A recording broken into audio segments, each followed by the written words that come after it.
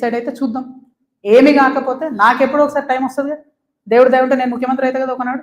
ఆనాడు మాత్రం 2014 నుండి 2014 తెలంగాణ వచ్చినప్పటి నుండి ఇప్పటి వరకు అన్ని అన్యాయాల మీద నేను మాత్రం ఆరాధిస్తాను.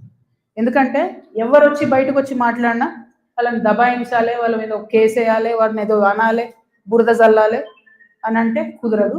నేను అట్లా ఊరుకునే వ్యక్తిని కాదు. నేను తప్పు చేస్తే నేను క్షమాపణ అడుగుతాను. నేను కోరిన క్షమాపణ జనం బాటలో ముందుకెళ్ళినప్పుడు ఎందుకు కోరిన క్షమాపణ? నేను అదే గవర్నమెంట్లో ఉండి అమరవీరుల కుటుంబాల కోసం గట్టి కొట్లాడాల్సిందే అని నాకు మనసుకు అనిపించింది కాబట్టి నేను క్షమాపణ అడిగింది. ఉద్యమకారులను కేవలం నా ప్రాంతంలో చూసుకున్నా కానీ వేరే దగ్గర చూసుకోలేకపోయినా అనే ఉద్దేశంతో క్షమాపణ కోరినా నేను. అట్లే చెప్తున్నా, నేను తప్పు చేస్తే ప్రజలకే చెప్తారే తప్పు చేసినారా భయ్ సారీ అని. నేను తప్పు చేయలే, అందుకే ధైర్యంగా చెప్తాను నేను తప్పు చేయలే. అయినా సరే నా మీద ఏదో బుర్ర చల్లాలి అంటే ఊరుకోను. భగవంతుడు నాకు అవకాశం ఇచ్చినప్పుడు మాత్రం అన్ని బండారాలు కూడా బయటికి తీస్తాను. నేనేడో టార్గెట్ చేసిన భయ్. ఇప్పుడు నేను నిన్ను కొడతా, నువ్వు నన్ను కొట్టావు చెప్పు. వాళ్ళు నన్ను టార్గెట్ చేస్తే నేనేం చేయాలి మరి? నేను ఊరుకోవాలను? నేనైతే గాంధీ తాతను కాదు, నేను అస్సలే మంచిదని కాదు నేను చెప్తున్నా. నేను కేసీఆర్ గారు అంతా ఓపిక నాకు లేదు, అస్సలే మంచిదని కాదు. నేను ఊరుకోను. నన్ను కొడితే 2 కొడతా ఉల్టా. ఎందుకంటే నా తప్పు లేకుండా కొడుతున్నారు, నా తప్పు లేకుండా మాట్లాడుతున్నారు. అది కరెక్ట్ కాదు కదా. ఏం రోగం చెప్పు? నేను ఏమంటున్నా? నేను జనంలో పోతున్నా, పిచ్చి లేచినట్టు పొద్దు నుండి రాత్రి వరకు ఎందుకు తిరుగుతున్నా నేను? ఐ వాంట్ టు అండర్స్టాండ్ ఏం జరిగింది. 10 ఏళ్ళు బీఆర్ఎస్లో, 2 ఏళ్ళు కాంగ్రెస్లో ఏం జరగలే. నిన్న పోయినాం, ఆ నల్ల నీళ్లు అది ఎంత బాధ అనిపించింది చూస్తే.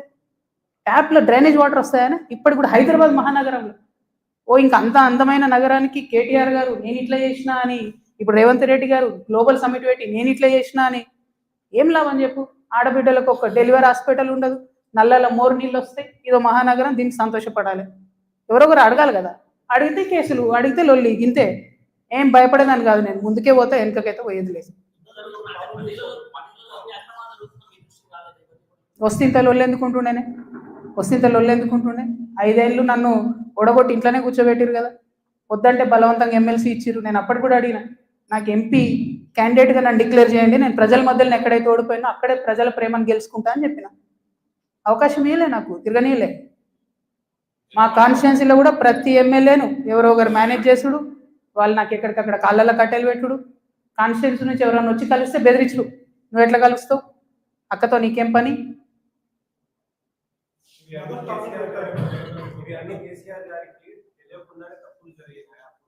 ఎందుకంటే అప్పుడు ఉండే గొడవలు కూడా చెవులు ఉన్నాయి, అన్ని తెలుస్తాయని. మీరేమనుకుంటారు? కేసీఆర్ గారికి తప్పులు అన్ని తెలియాలి.